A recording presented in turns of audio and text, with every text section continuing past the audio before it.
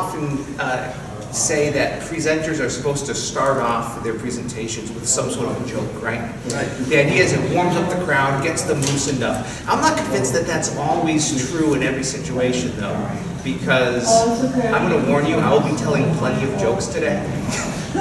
So there's no reason to start with a joke. What I thought we would do instead is I would start with what we might call an intellectual thought experiment. Think of it as a pun, perhaps, or a riddle, actually. And the riddle goes like this. With a knot tied in a scarf, is it possible to get the knot out without me untying? Is it possible? Would like to hear that. Oh, it's not likely, right? But I am a magician, so it is possible, but not likely. One idea is that if the rule is I can't untie it, I could just have someone else untie it for me, right? The other idea is if we're not supposed to untie it, we could take a pair of scissors and cut the knot off. There's more than one way to have a successful outcome. This is what I do. Because I'm a magician, I will magish.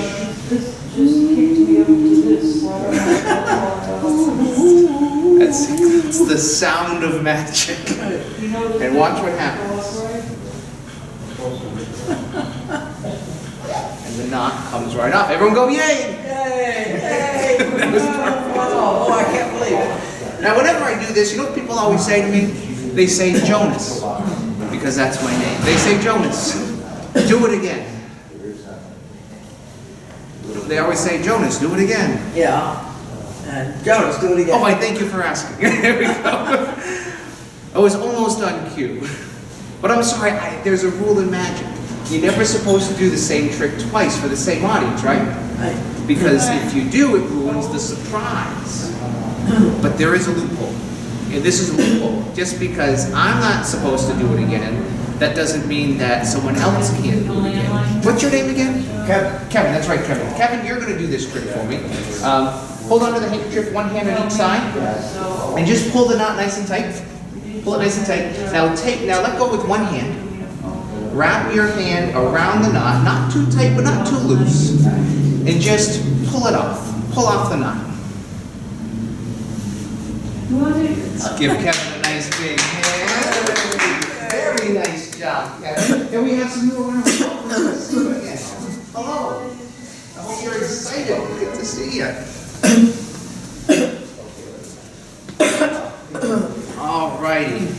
Well, as promised, we're going to be telling plenty of jokes today, and most of my jokes... Back up. Oh, we're backing up. Oh, I'm sorry, you have your camera rolling and mine is, just starting up. Let me get this That's focused. okay. You missed the elephant. We made an elephant appear, Oh, no. and then we made the elephant disappear. But don't worry, the elephant won't forget about it. Because elephants never forget. Thank you. So most of my jokes come from this book. Have any of you ever read this book? No, I haven't. It's called Absurd Jokes, filled with some of the most absurd jokes you're ever going to hear. Not many people have read this. I wrote it. This is called Absurd Jokes by Jonas Cain, filled with such classics as why did the watch collector get a dog?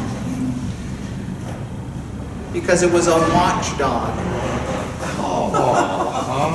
But speaking of watch collectors, what did the watch collector, why didn't the watch collector put a watch on his belt? It would have been a waste of time. A waste of time. Don't worry, I won't tell any more jokes. I thought this was a magic show. It's an absurd joke show, too. I won't tell any more jokes, but here's what we're going to do. I'm going to flip through the pages of the book. And let's see, Jinzy, I'll have you choose the page. Wherever you say stop, that'll become your page. If you stop me on this page, we're going to use that page. Make sense? Okay. So wherever you say stop. Are you happy with this page? Absolutely. The bookmark goes in. Do not, I'm not going to look at the page, but you're going to look at the very first word of the page. Now, mind you, every page at the very top, it says Absurd Jokes as the title of the book. Good to see you. Don't look at the word absurd. Look at the first word of the actual text of the book. I'm not going to look. I'm going to have you look at it for me, but don't tell anyone what it is. Do you see the word? Don't say what it is. See it? All right. I'm going to take out the bookmark. You may hold on to the book. Is it possible that I could know the word that Jinsey is thinking of before you even thought of the word? Is it possible? Well, you don't know, when you say that, it probably is.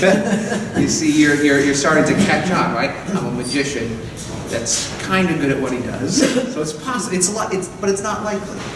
Inside my pocket, I have a piece of paper with the word written down. As soon as you say your word, so everyone can hear, I'm going to take out the piece of paper, open it up, I'm going to show everyone the word that you're thinking of. Are you ready? Yep. What is your word? Eat.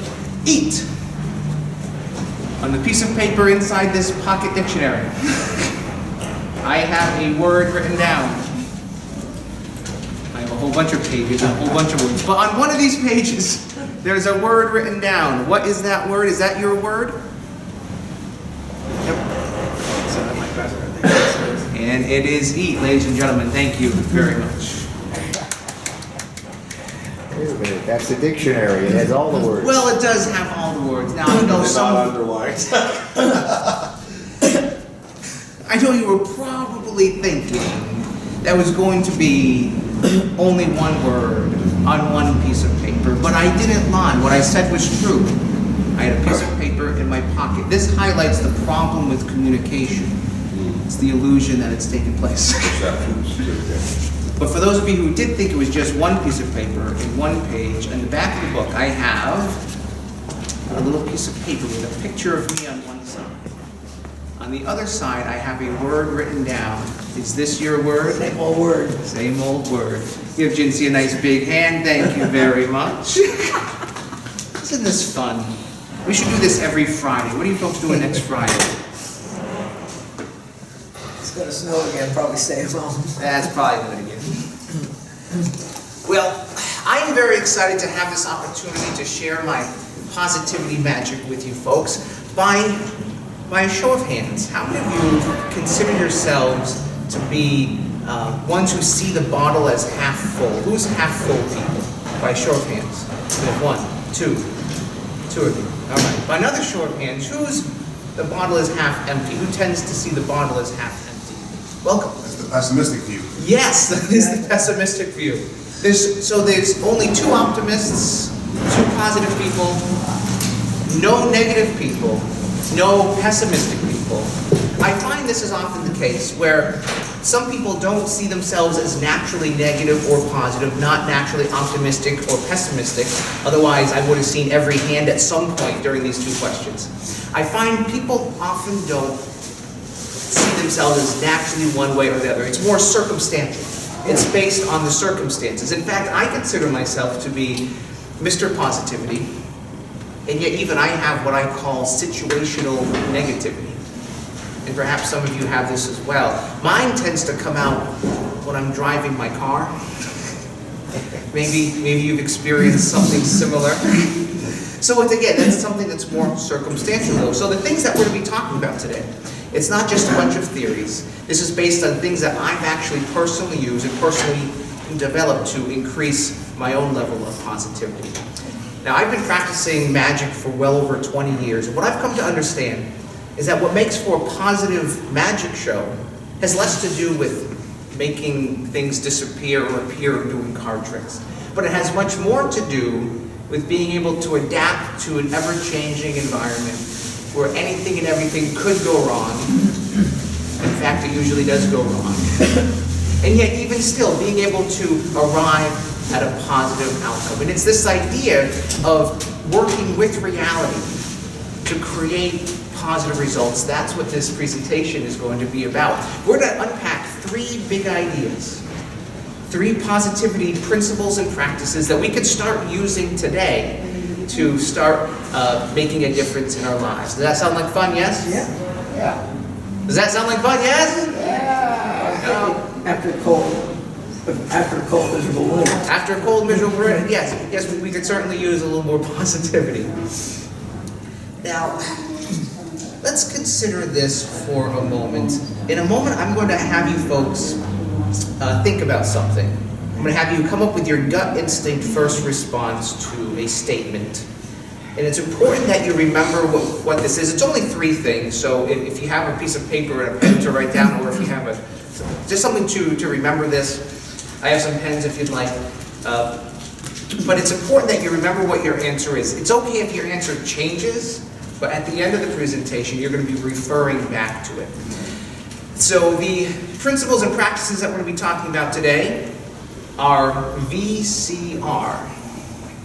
VCR. Now VCR stands for vision, confidence, and resilience. That's exactly right. I'm reading this. Oh, you're reading? Yeah. Oh, yes. It's right on the screen. So vision. Nothing happens but first a dream. And yet a dream without vision has no hope of ever becoming a success. So vision, that's number one. What was your first sentence? Oh, so nothing happens but first a dream. The dream. A dream. So dreaming is the start. But a dream without vision has no chance of success. Number two, this is confidence. Confidence is that magic something that separates those who dream and pursue those dreams from those who don't.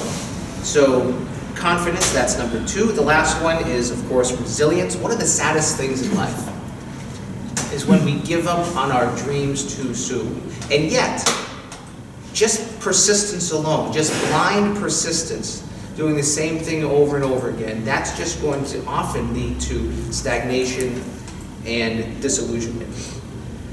A number of years ago, I was invited to be a guest judge of a talent show in my hometown. And I was excited and nervous about this opportunity. Now, I was excited because I love watching talented people do what they do best. But I was nervous because I'm a terrible critic. Like, I'm the type of person that can come across something that's 99% terrible. I can find the 1% of it that's good and give it 100% encouragement. I'm like a cheerleader in that way. This is a great skill to have if you're a coach or a teacher or a mentor. Not so much if you're a talent show judge. So I was nervous about this. But that said, our gut instinct does say a lot. Our gut instinct, like my gut knows a terrible act when I see it. But taking an opportunity to step back and sort of get out of the emotions and quantify our emotions, it taps us into our more rational, analytical mindset. And that's what you folks are going to do right now. Could you just say the whole last sentence about it? So being able to get out of our emotions and quantify where our emotions are, quantify it, rate them. It allows us to move out of our emotions and tap into our more rational, logical mindset. Right? And that's what we're all going to do now. We're going to rate ourselves in the areas of vision, confidence, and resilience. So again, if you have a piece of paper, great. If you have a good memory, it's just 3 things you have to remember. You have to remember these 3 words and where you lie on a simple rating of 1 to 5, where 5 is consistently amazing and 1 is consistently in need of a lot of work. And of course, 2, 3, or 4 is when you're somewhere in the middle. I'm going to give you 15 seconds to think about this now. And again, if you're writing these things down, this is great. If you're just going to sort of internalize it, that's also good. But let's take 15 seconds now.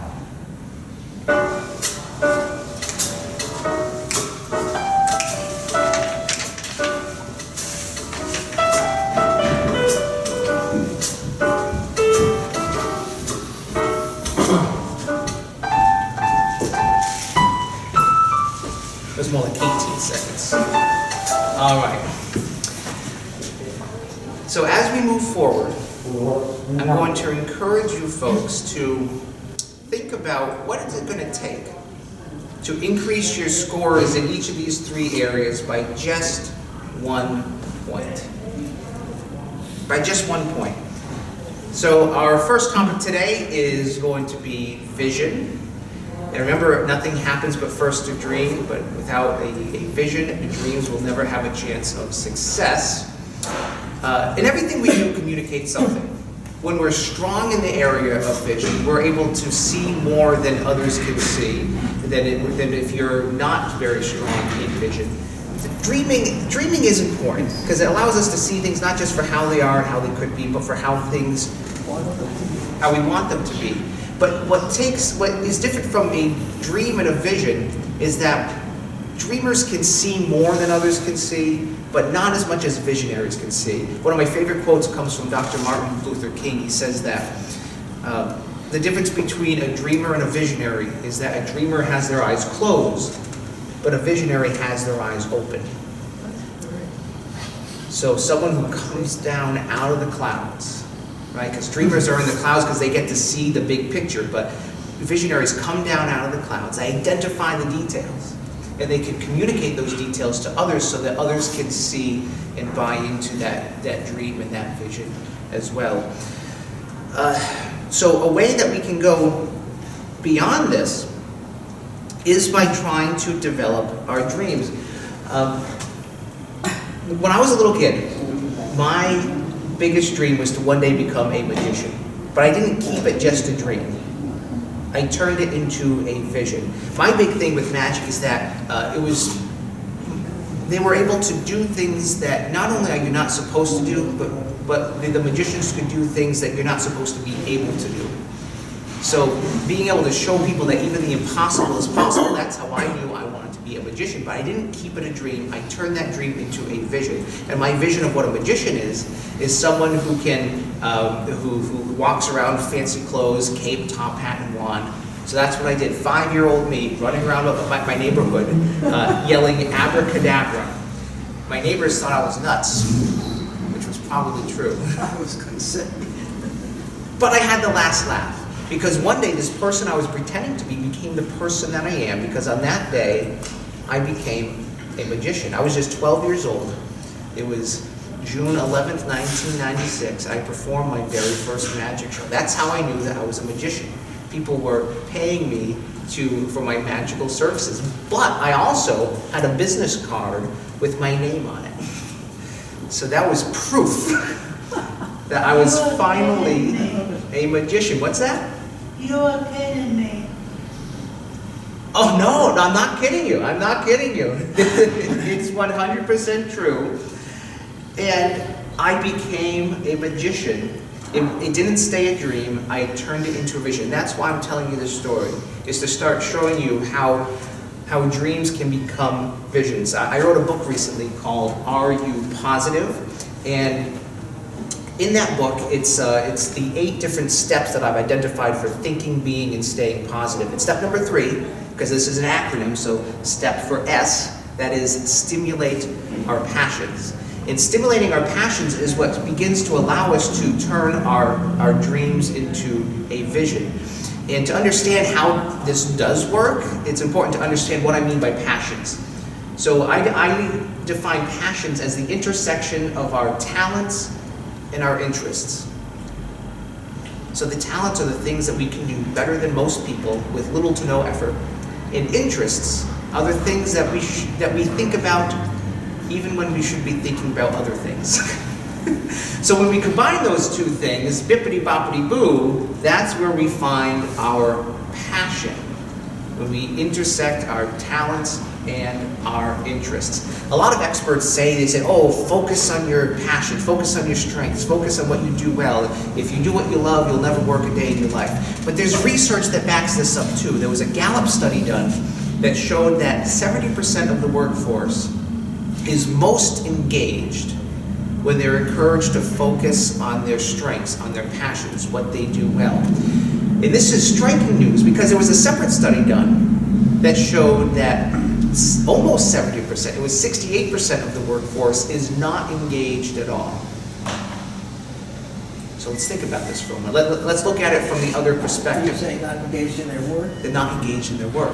So of the 100% of people who are engaged, who are employed to contribute their time and talent, of the 100% of them, only 32% is actually engaged in contributing in a positive way to the companies and organizations that they work for. And yet, when they're encouraged to focus on their passion, bippity-boppity-boo, magically, they become engaged. I'm no social scientist at all, but I see a relationship here. It's that organizations should be encouraging their employees to share their talents, to share their interests in a positive way. There was a book that I'm reading. It's called High Performance Habits by a man named Brendan Burchard, and He talks about this idea going beyond just focusing on our passions, because focusing on our passions gets us started, it gets us into the game. But stimulating our passions, that's where we're going to dive into the areas that perhaps are not our strengths. We're going to dive into areas of our weaknesses. We're going to dive into areas that perhaps we're not naturally interested in. But it highlights a gap between what we want to do and what we're currently capable of doing. It's a gap between what we currently know and what we need to know to turn our dream into a vision of success. And in that book, he says this. He says that a Super Bowl winning quarterback doesn't just know how to throw a ball. He has to master mental toughness, nutrition, self-discipline, contract negotiations. He has to master brand building, and so on. Someone who reaches high performance in any career must have competence in many of the areas that touch that career. Or in other words, they have to stimulate their passions. They're going to have to learn things they don't currently know. They're going to have to learn new skills that aren't natural to them. The difference between someone who knows how to throw a ball and someone who knows how to celebrate a Super Bowl win is one person got out of the clouds, stimulated their passions, and did everything they needed to turn their dream into a success. So we're going to take just a few minutes now, and we're going to talk about where you guys are with your vision. Whether you're focusing currently on maybe something at work, maybe you're focusing on something at home with your family, maybe something with your friends, maybe you're focusing on your health, maybe you're focusing on a volunteer opportunity. Whatever your vision is, we're going to take 3 minutes to talk about that now. All right? While you're talking. Yeah. This is something that, I don't know why, I don't know what got me here, but this is something that I need to learn. I taught horseback riding, as I say, I still do. And I've learned over the years of seeing other people that at the entry level, it is the worst taught sport there is. Because, briefly, for every 7,000 motorcycle riders, there's one serious accident. For every 650 horseback riders, there's one serious accident. And horses are very kind, loving animals that don't want to hurt you.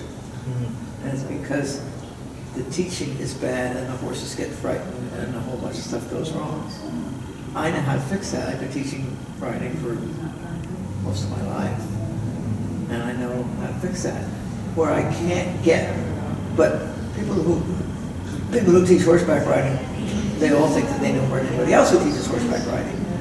So I don't know how to, the step from, I know this, and if you learn this, first place, your people will learn to ride much faster. Secondly, be safer, so maybe your insurance rates, which are almost the only people that pay higher insurance for liability insurance than horseback riding teachers are steeplejacks. Oh, That really? shows you how dangerous horseback riding is, which is ridiculous. It should not happen. So, but I can't figure out that step to get from where I am to getting people. So it sounds like what your talent and what you're interested is. So your interest is in so your talent is in horseback riding, really. And your talent is also in that talent actually is teaching.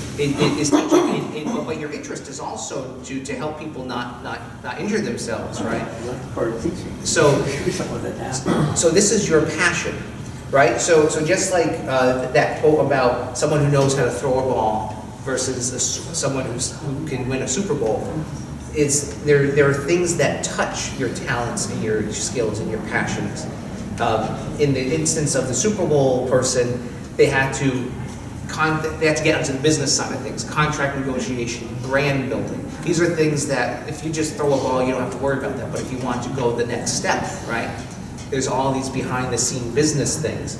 So it sounds like, I mean, I know nothing about teaching horseback riding, but it sounds like probably it's going to have to go into maybe finding like a business coach who knows about the business side of things, who can help you market your services, maybe creating a video Such a thing series. as a business coach. Oh my goodness, yeah.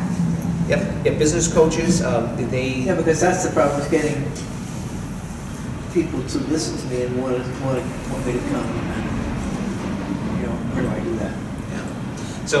So that would be step number one, is find someone who can help you cultivate this business. Right? Yeah, look at that. Bippity boppity boo, we're stimulating our passions already. Yeah, the passion has been there for many years, but just how do I get there? Is what it is. I don't know how to get there. And that's what this is making me begin to see.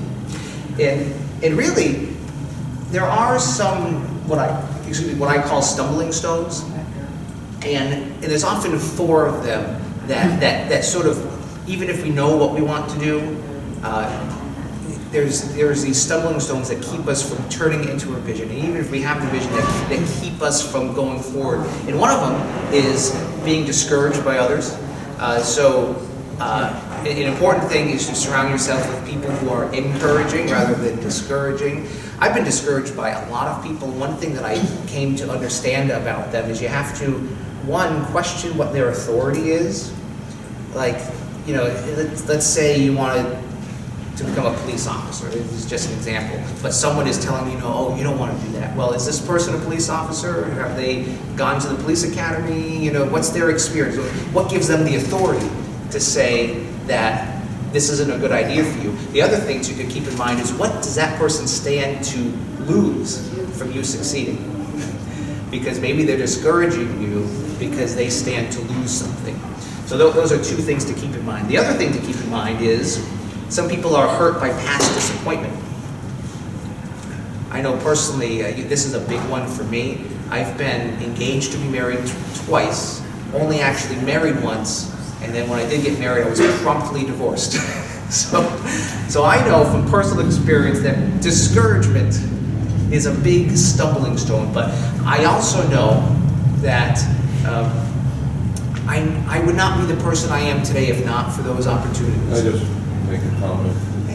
You're going to think this is going to be strange. Now, your first marriage was like a magic trick. She was there and then she wasn't.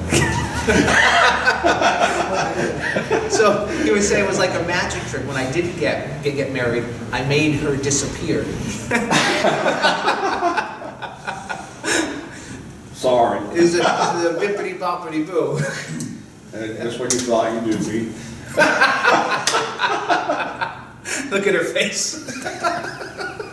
Well, I've been married 3 times, and I was only divorced once, and I was widowed twice, so No, it's no. a little bit different. Yeah, And it's snowing.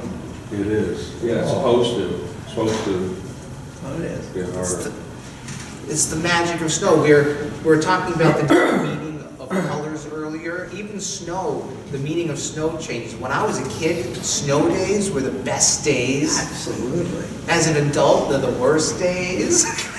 It all depends on perspective.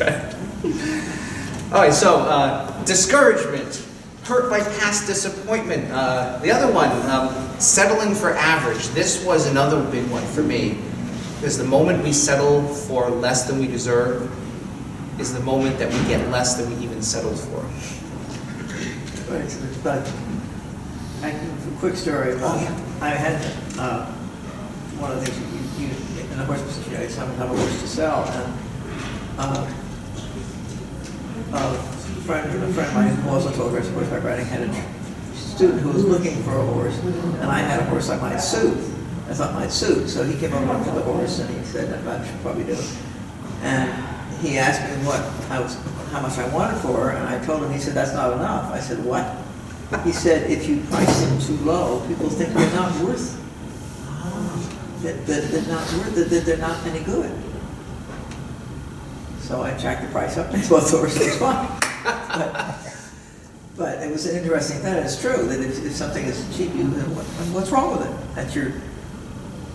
That's one of the things that my business coach, I actually have a business coach that he talks about. He told me that, he said, Jonas, you're selling yourself too short.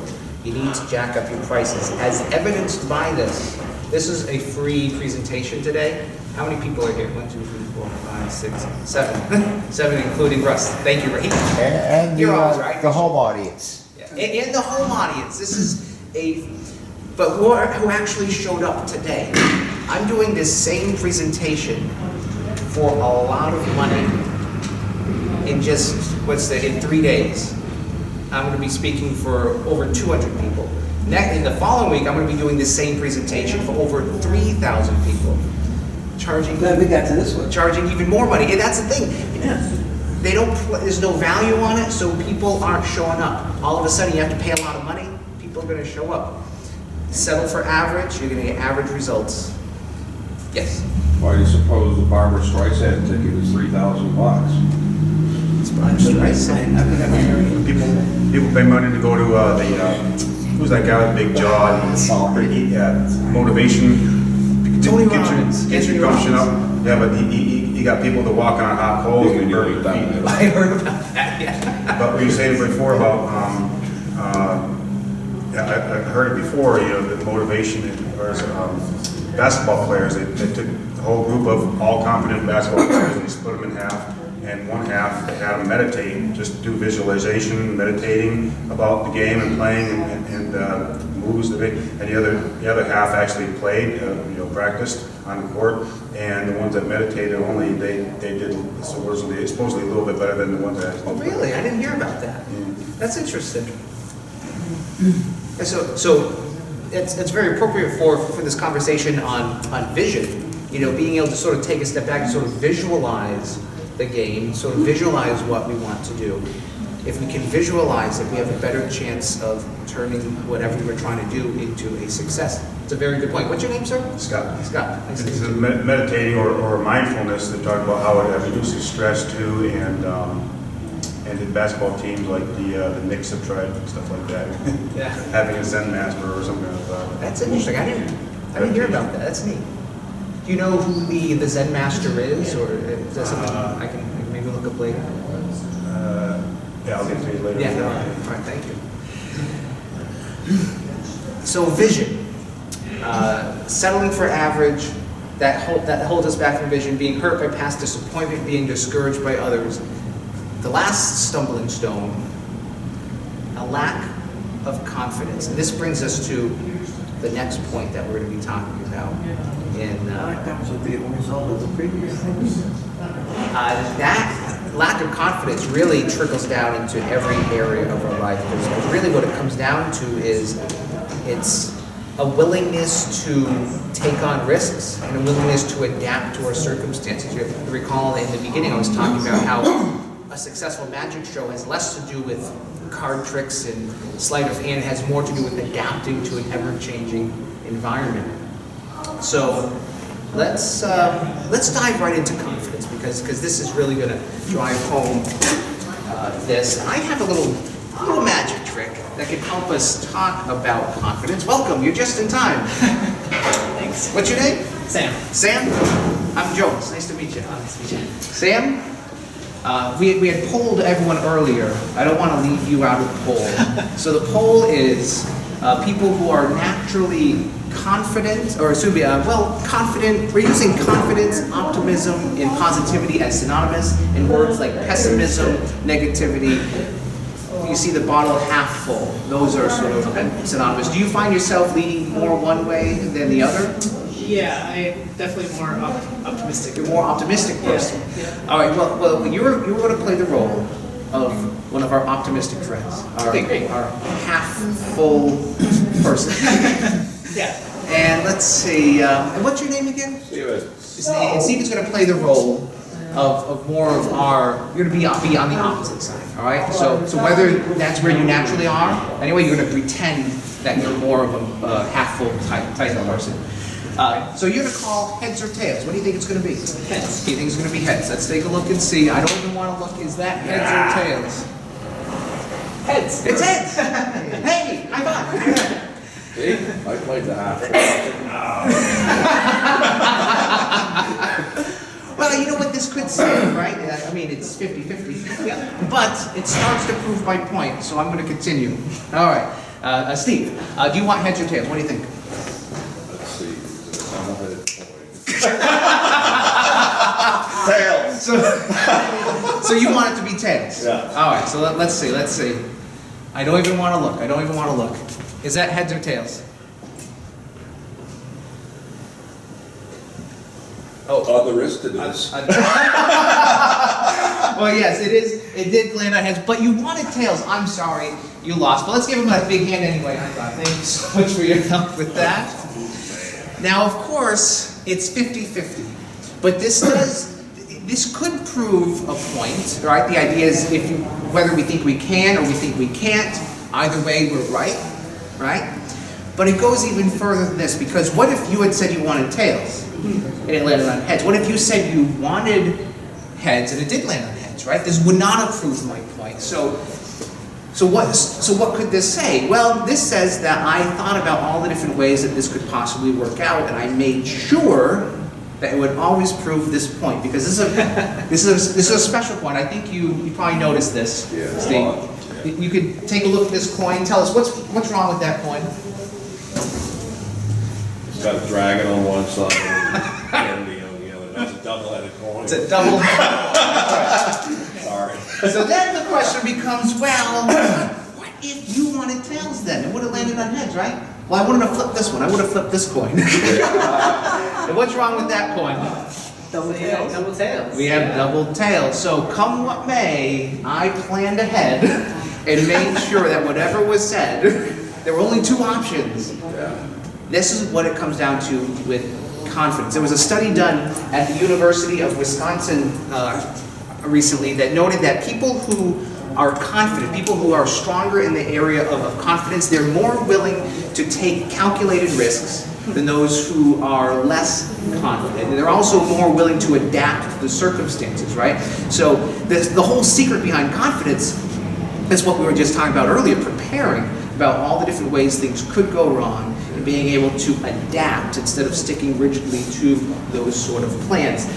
So let's just dive right into, oh, I went past it. I had an instance a number of years ago, so it was almost 10 years ago, where I was woefully unprepared.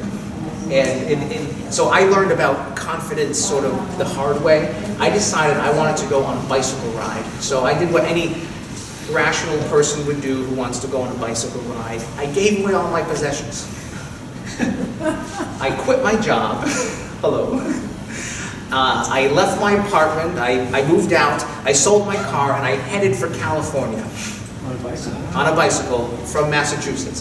That's where I lived. So this wasn't just some afternoon bike ride.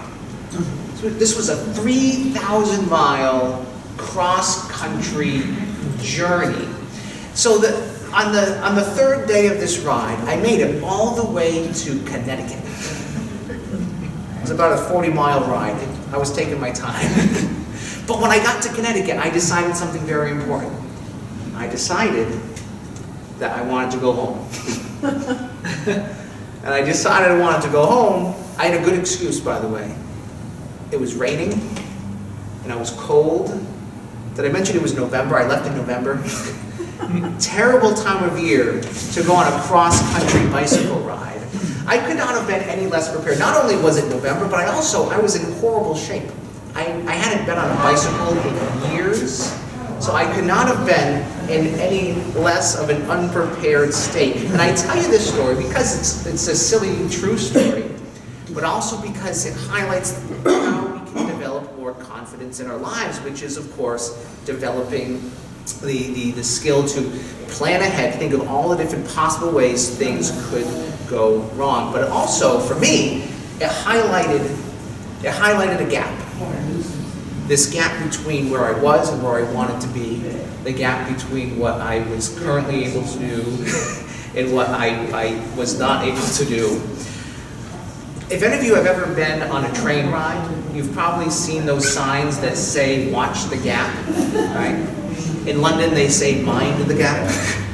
But the idea is that if you don't watch out for this gap, you could trip over the gap, not get on the train, and you won't be able to get to where you want to go. So they say, watch the gap. What they don't tell us, though, is that we should be watching out for these gaps in our everyday lives. These are gaps that hold us back, keeping us from getting to where we want to go in life. And encountering these gaps can be disappointing. or altogether disheartening. But sometimes we're not even aware that these gaps exist at all. Sometimes we don't know that there's anything holding us back, right? But what's most sad of all is when we're completely aware that there's something holding us back, but we choose not to do anything about it. One of my early mentors, I had a magic coach when I was like 18, and he gave me some advice that I really took to heart. It was great advice for someone just starting out. He said, Jonas, because that's my name. He said, Jonas, don't let the great be the enemy of the good. Of course, what he means is just because someone somewhere is better than you at something, that doesn't mean it's any less of a worthy endeavor for you. This is great to get us started. This is great to get us into the game. But it has a dark side too. Because I had embraced this mantra so early on that I didn't even realize I had this gap. I was so content with being good, I had no interest in even trying to be better. I had no interest in even trying to be great. I figured I'm not all that great anyway, so why risk putting myself out there to risk failing and looking like a failure? So I played life small. I held back. I even had a business partner. This was very recently. I had a business partner. We were working on a big magic show together. We were having some disagreements about the direction we were going and the amount of work we were giving ourselves. So one day he told me, he said, Jonas, we need to go large or go home. So you know what I said? I said, I'm just going to go home. If that's an option, the heck with all this. The same advice that got me into the game was holding me back. I wasn't in the game to win. I was just in the game just to not lose. I was in the game to do just enough to get by. When I became aware of this, again, it wasn't that long ago, when I became aware of this, I decided to revisit some earlier things that I had since passed up on. And I now live by a new mantra, which says, don't let your own good work become the stumbling stone that keeps you from becoming your very best. How many of you like puzzles? Like puzzles, like whether jigsaw puzzles or those little hand puzzles. You like puzzles? Yeah. I hate puzzles. And the reason I hate puzzles is I'm an emotional being experiencing a rational world. That's my problem. Which is why I think I had to study philosophy in college, was just so I could wrap my head around this whole logic thing. So I could never figure out puzzles. But again, since realizing I was holding myself back, I noticed this gap in my life, I revisited some of these puzzles. One of the puzzles is a puzzle that oh my goodness, when I was a kid, I ignored this thing. It was beneath my dignity as a human person. I am, of course, talking about the infamous, the notorious Rubik's Cube. Do you know how to solve this thing? I think I remember. You think you remember? But my best time up until recently, the first time it took me just about 31 years to solve this. But eventually I was able to. But you have solved this before? I have. You have? Yeah, it's difficult, but it is possible. So when I decided I wanted to revisit these things, I went back to one of the things was the Rubik's Cube. But just like anything big in life, we don't just dive right in. If we want to become a writer, we don't start off by just writing a novel. If we want to become a runner, we don't just run a marathon. If we want to become a bicyclist, we don't start off by riding our bicycle across the country. That would be ridiculous. Yes, sir? Is the other one in there already done? Oh, well, no, but this is the next surprise. Because we have to always start small, right? So that's what I did. I started small. This is a regulation style cube. It's just in adorable size. What's your name? Ami, will you please take a look at that cube and give it a little mix up the colors. Mix up all the colors. It's adorable, right? With every turn that you make, do you know how to solve that, by the way, Ami? No? Well, with every turn that you make, you're making one of the different 43 quintillion different color combinations. 43 quintillion. I didn't even know that was a number. I had to Google it. But that's the number 43 with 18 zeros after it. To put it into perspective, if you had a regulation size cube for every color combination, it would cover the entire Earth's surface, and this is true, over 275 times. I mean, with those things. With those things, for every different color combination. Is the cube mixed up? You got it? Now here's the idea. With every turn that you make, it makes a different color combination. There's one, there's another one, right? Every turn that you make. The world's record for solving one of these, even though there's 43 quintillion different ways, the world's record for solving it is just about 5 seconds. That's the world's record, just about 5 seconds. If you go on Google, or if you Google it, you'll see a video. It looks like a camera trick. Someone just picks it up and it's solved. I can't do that. But what I do have is my own kind of record that I'd like to show you. Does anyone have will you have a watch? Does that have a second hand? All right, Jinsey is going to time and see how long it takes us to solve the cube. As soon as you say go, we're going to start. Go.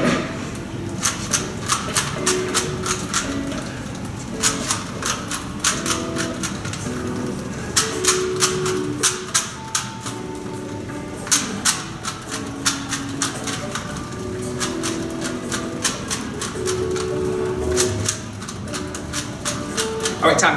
How far did we get? 20 seconds exactly? I was doing this literally. This was just a few days ago. It took me 25 seconds. Oh, we came better. I beat it by 5. Ladies and gentlemen, thank you very much. Thank you. Don't all clap at once. Oh, thank you. What's that? I said, ta-da, what do you want? Ta-da! Well, it's... What did you do? I thought the colors are supposed to be all the same. Oh! Scott brings up a very good point. I know it doesn't look solved, but hear me out. The standard way to solve the cube. That's the standard way, like all the yellow on one side, all the blue on one side, all the white on one side. That's the standard way, right? I already know how to do that. So what I do is I decide on a new color combination, and then I solve it for that. Because remember, there's 43 quintillion different ways to solve this, right? So this, I decide on a new color combination, and I solve it for that. This is the one that I decided to do today. Isn't that amazing? What's that? By any chance could you be lying? By any chance could I be lying, she asks. Okay. I think Jinsey's on to me. This is partially true, but I am partially lying. I didn't decide on this color combination. He said I had some help.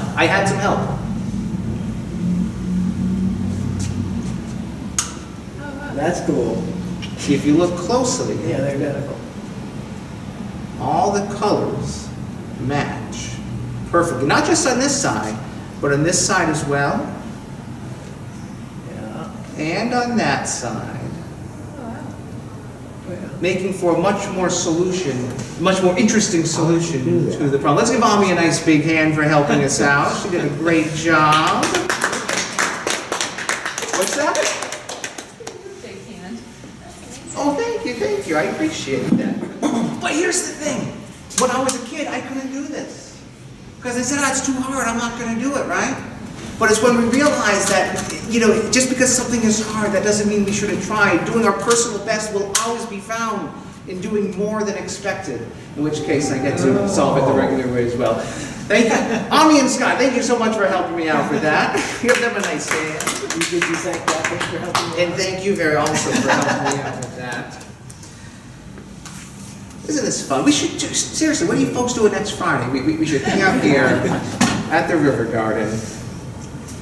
So we're talking about confidence right now, and the way to develop confidence is to not hold back. Just because something is hard doesn't mean we shouldn't do it, right? This is all about deciding to do something different every day.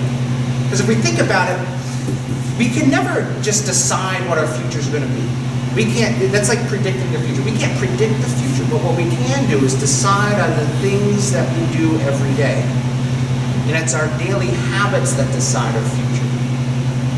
So changing something that we do every day. A friend of mine puts it well when he says that every time you're walking towards something, you're also walking away from something. So the question becomes, what are your daily habits leading you towards? And if you don't like what it's leading you towards, the question becomes, well, what are you willing to walk away from? Stagnation. Stagnation. What you were saying before about reminding me of contentment. You know, you don't have to be the greatest. You don't have to go for the gold and everything you do, but you just be content with what you like.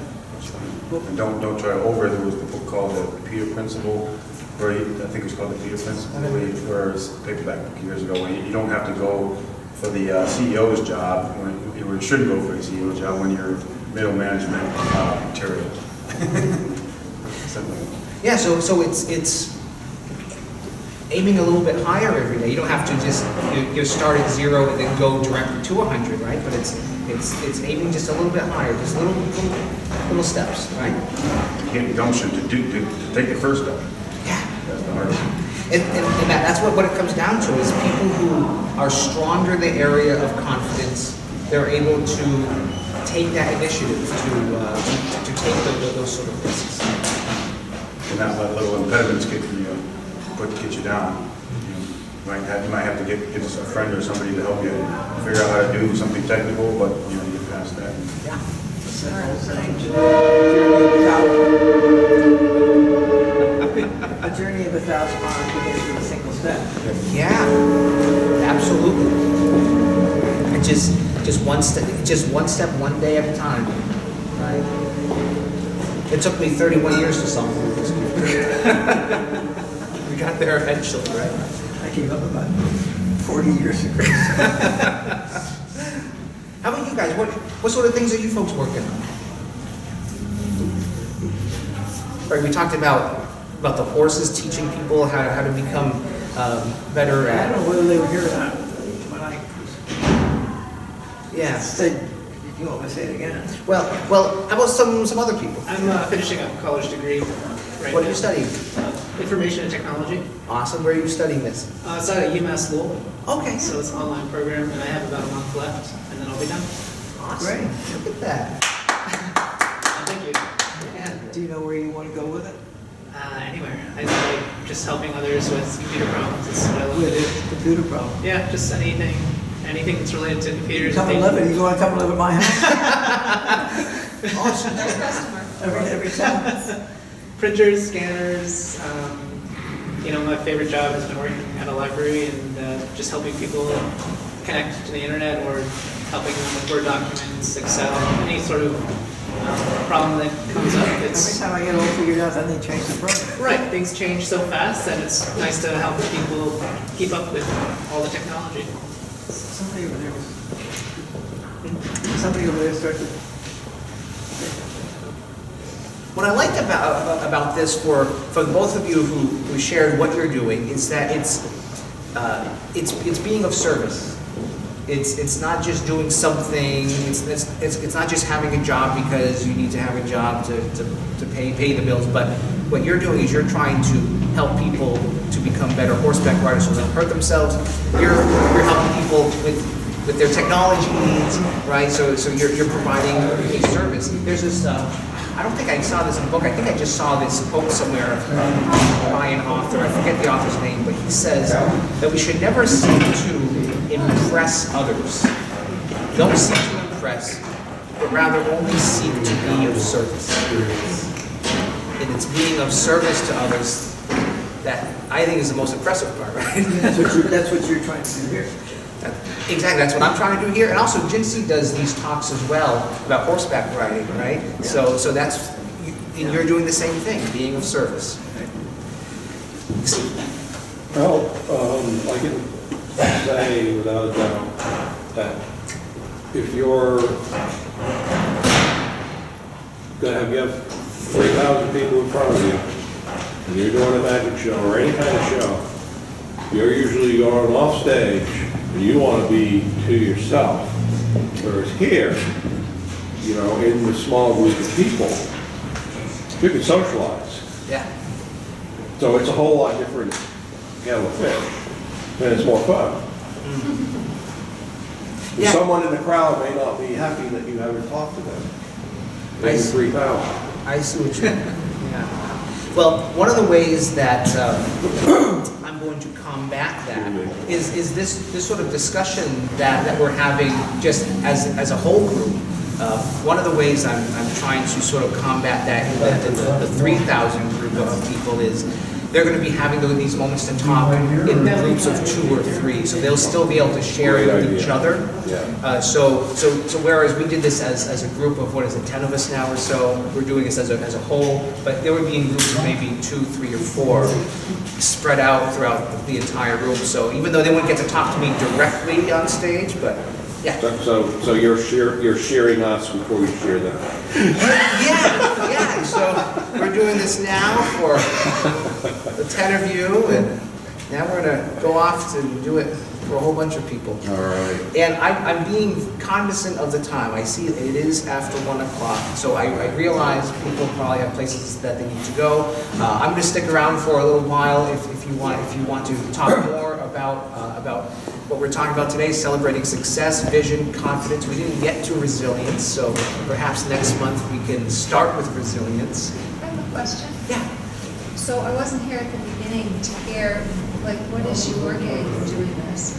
So what I do, I call this my positivity magic show. So I talk about different ways that we can increase our levels of positivity in our life, so we can achieve positive things, even if they're not exactly what we thought we wanted to have.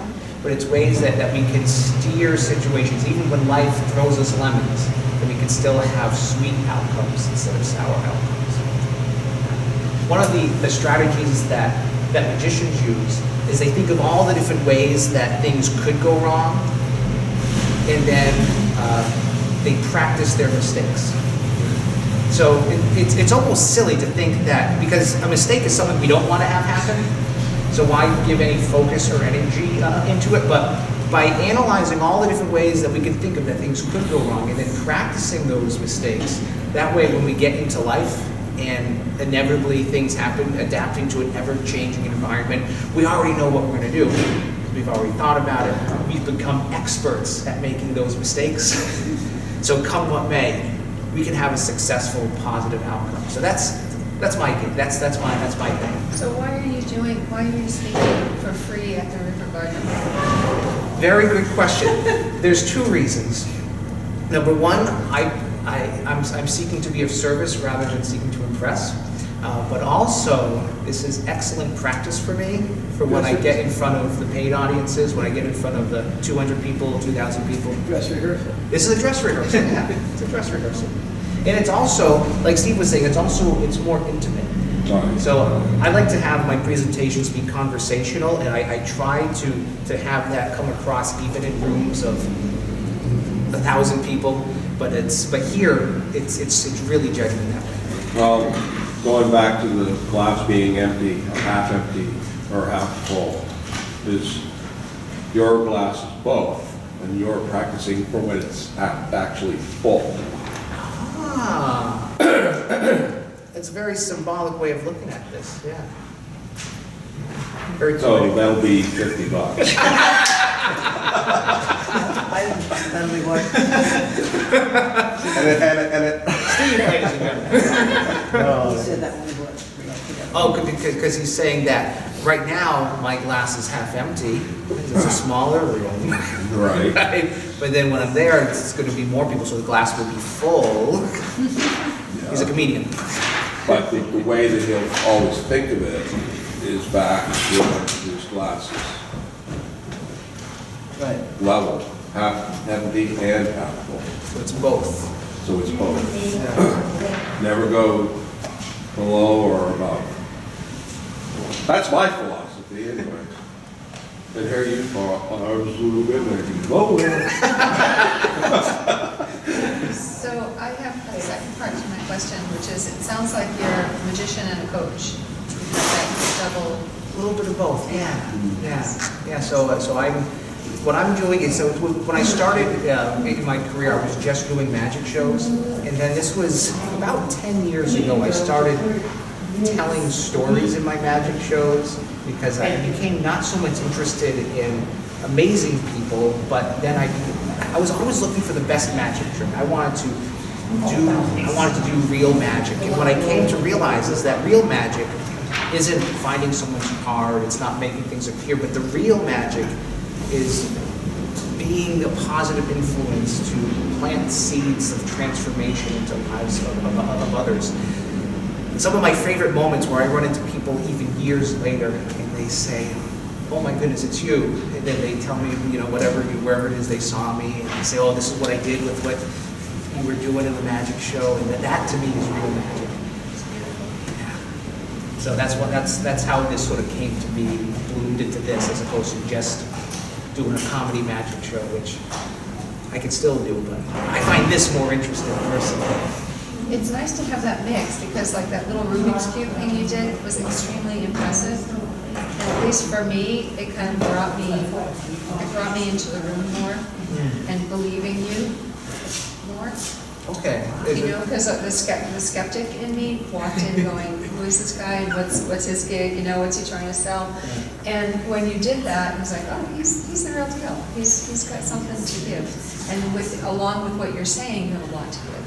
Because it's this, you have a double goal. Your goal is to entertain, or it used to be, to entertain. But now it's got this other element of trying to uplift and help people to feel who they are, their potential. Absolutely, yeah. We've all been through challenging times. We're all struggling with something, and I'm just trying to be that guy that's encouraging us to keep going. The word negative is thrown around a lot, like with the glass half empty, and you see this like pessimistic, or you see the glass is half full. In both cases, the glass is the same, but one sees positive, one sees negative. But the truth is, they're both the same. It's kind of like with the elections, you vote for the lesser of the evils, but you can say that the lesser of the evils is still evil, or the lesser of the evils is at least less evil. And so I kind of go with that, because if you don't vote for the lesser of evils, then you're going to get probably the more evil one. The truth itself is neither negative or positive. So you got to deal with it. Yeah. And how do we deal with it? Yeah.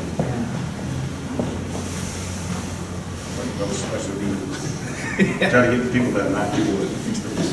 How do you see yourself in perspective to, say, I just came up with his name, Copperfield and Houdini, and I mean, there's like, if you're working out here, you got an engineer and he's like top of the class. I mean, some of those guys are like, what did he do? How did he do it? Like, how do you fit, like, in that? So how do I fit in that? In that type of class, I mean, a magician wise, are you on the low end or the medium? Are you part magician and part motivational? Well, you were good. Like the one way they take a woman, they presumably scar her in half, and they... I think I see what you mean. Yeah. So there's sort of different sort of genres of magic. So someone like David Copperfield, his genre of magic is large-scale illusions, right? That takes, you have to be on a big stage. Like he wouldn't be able to perform those illusions here. And then you have sort of like someone like Houdini. His genre of magic is escapology. So doing escapes. So that's something that's. Keeping pins in your mouth when they drop them in the water in a hope chest or something, Oh, yeah, it's also using those lock picks. Yeah. I think hopefully what he's not trying not to say is got a river outside, which is correct. He punched the dummy in the river. I don't think that's what you're saying. No. Have you ever been in I mean, you probably went to a casino. I was watching it the other day, and this guy was like touching his cup, and they caught him like dabbing the cards and counting. He was always winning and then doubling up. And so he was cheating. Did you ever feel yourself like you never Nice to see you. You never like let them know that you're a magician. You can, I mean, fountain decks now is like obsolete. You can't like this. You're not even allowed to touch the cards, yeah. Yeah, so I'm a terrible card player because people always think that I'm going to cheat, so I never get to play cards with people. The truth is, like, I'm not going to cheat. Like, only in the magic show is it okay to cheat. What about dice? I mean, the dice that you could like, you wouldn't want to do that either, right? Just Yeah, because there's ways to finagle the dice. Loaded dice, yep, yeah. It's possible, it is possible to do that, yeah. So that's not your gig. That's not my gig, no, only in the magic show is it okay to cheat, because that's where it's expected, right?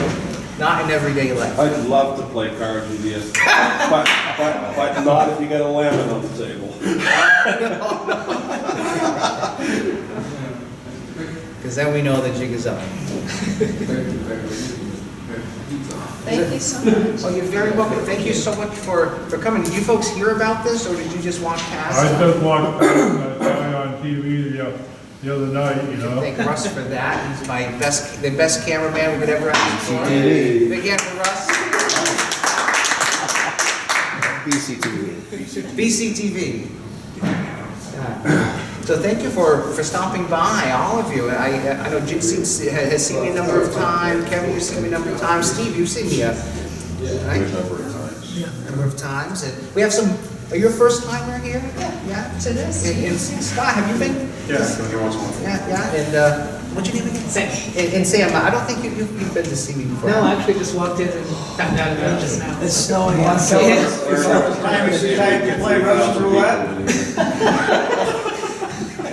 Yeah, that's a dangerous one. Oh, that one's a little dangerous. I do that for select audiences. I couldn't believe that.